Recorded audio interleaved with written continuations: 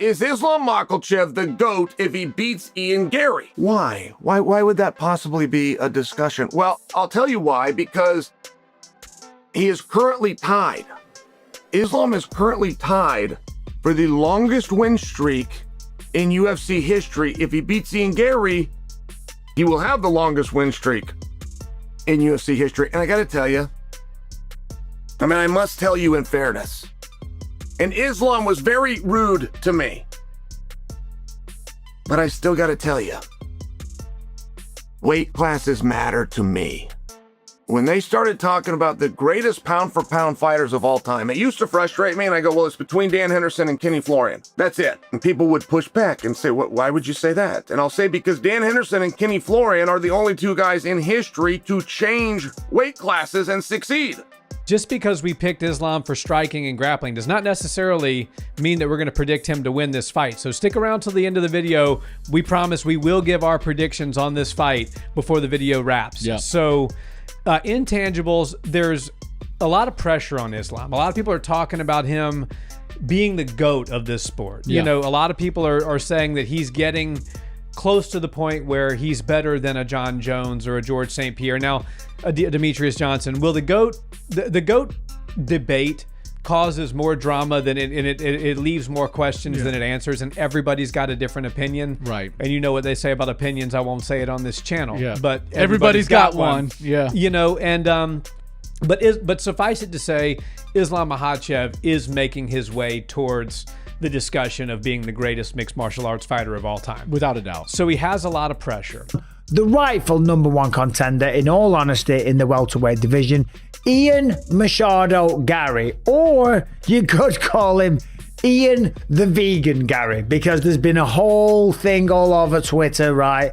And Ian is copping a bit of shit for it, and he shouldn't, but he is, right? Because, you know, there's some stuff, if you go back a few years, where people were talking crap about Ian Garry, the fact that he lived with his wife's ex-husband, nutritionist, all that shit. You remember that. It's got nothing to do with it. Ian's a great guy, and he's a formidable opponent for Islam Makhachev. And even Khabib Nurmagomedov is worried about Ian Garry and how well he's going to do, because Islam's turning 35 years old, okay? And there's this whole curse about when you hit 35, you struggle to win fights and this and that. Tonight, the UFC world turns its attention to Philadelphia for a fight that feels bigger than a normal championship main event, because Islam Makhachev is stepping into the octagon with more than just his welterweight championship on the line. Definitely the toughest fight of his life. He can't afford to make one mistake in this fight against Islam. He can't afford to make one mistake. No. One mistake, he ends up on his back. Fight. And I think one mistake, he ends up on his back. I think the fight could be over in one time taken down. The fight could be over. Think about this. Was it Moicano? Moicano got taken down, I think, just the one time. Never got up. And Moicano is a way better grappler than Ian Garry Machado. Yep. And so it's just, there's some, Charles Oliveira, way better grappler than Ian Garry Machado.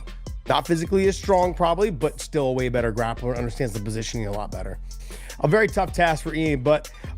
Across from him stands Ian Machado Garry, one of the most confident and technically difficult challengers in the division. And behind both men is an enormous amount of pressure. UFC 330 has been building toward this moment for months, and now the waiting is finally over. The sky's the limit as to how far he's going to go. My opinion is I think he's bordering on close to being the greatest of all time. You know, this win, hopefully we get by this one and then one more.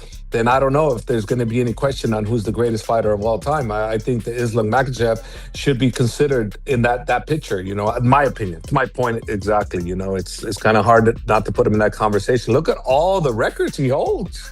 If he wins this one, you know, which we can't say we're going to win 100% because nothing's 100%. Ian Garry is a tough customer, but I feel we're going to win, and I feel Islam's going to dominate. But when that happens, like I'm expecting he's going to be in that picture. Everybody's going to be saying that about him, and they should, rightfully so. He would have proven it, you know, by his performance on August 15th. He's going to prove. Islam Makhachev, the former lightweight champion who moved up to welterweight and captured another UFC title, is looking to prove that his dominance was never limited to one weight class. Garry, meanwhile, is chasing the biggest victory of his career and the opportunity to become a UFC champion. I definitely think they should add those two to the card, and if that fight would deliver. We already know what Michael Morales brings. We of course know what Carlos Prates brings. We saw what he did with Jack Della Maddalena. And if anything were to happen to Ian Garry, particularly, a little bit less on Islam, because if Islam can't fight and by the time this card happens, then I predict that they would just kick the can a little bit. But if Ian Garry somehow stubs his toe and can't make it to the fight, then you have two great options. I'd lean towards Prates to be the one that would get the step up, but I would love that fight. I would love to see that fight happen. I'd love to see it happen in Philly. I feel like this Philly card really could, we don't have all the fights out yet, but just the main event alone is very interesting. It's reminiscent of Conor versus Khabib. It's sort of like the 2.0 modern version of that. The matchup is fascinating because these two fighters represent very different approaches to mixed martial arts. Islam is the pressure fighter, the grappler, the strategist who wants to force his opponent into uncomfortable positions and slowly take away every escape route. I think Islam will win, but you just never know. It's crazy. I feel like there wasn't this many upsets in the past in UFC. I know. It's just impossible to predict now. It's crazy. But look at Ian Garry is longer, rangier, and extremely comfortable fighting at distance, using movement, timing, feints, straight punches, kicks, and positioning to make opponents chase him. On paper, that creates one of the most interesting tactical battles of the year. Islam Makhachev enters this fight carrying one of the most impressive records in modern UFC history. He is 28-1 and riding a 16-fight winning streak, meaning that there is almost no room for error if he wants to continue building one of the greatest legacies the sport has ever seen. His rise was built on elite wrestling, suffocating top control, intelligent striking, and the ability to transition from one position to another without giving opponents time to breathe. But what makes Islam particularly dangerous is that he has evolved. Early in his career, opponents knew that his biggest weapon was wrestling, but over time his striking became more sophisticated. His timing improved, and his ability to mix attacks together became increasingly difficult to deal with. Can move around for 25 minutes if need be, which could cause issues for Islam. He'll be a shorter fighter in the octagon this time, and Garry won't be stationary standing in front of him. It is a very hard fight. This fight will be determined by what happens in the beginning of the fight. If Garry is able to stay upright for the first round, it could be a long night for Islam. He doesn't simply shoot for a takedown from across the cage. He creates reactions with his striking, changes levels when his opponent expects a punch, pushes them toward the fence, controls their hips, and then begins the exhausting process of breaking them down. Against Ian Garry, however, that process could be much harder than usual because Garry is not a stationary target. Ian Machado Garry represents a completely different challenge. Now, Islam does have the capabilities to get rid of Ian fast. I don't know that Ian has the capabilities to get rid of Islam fast. I do not believe, contrary to popular belief, contrary to my partners over at DraftKings who believe if Ian Garry is going to win, he's more likely to win by knockout than anything else, I don't agree. I believe he needs to win 3 rounds. I believe he can spot Islam too. And I believe we got to go to the cards. I think that is Gary's most likely way to win.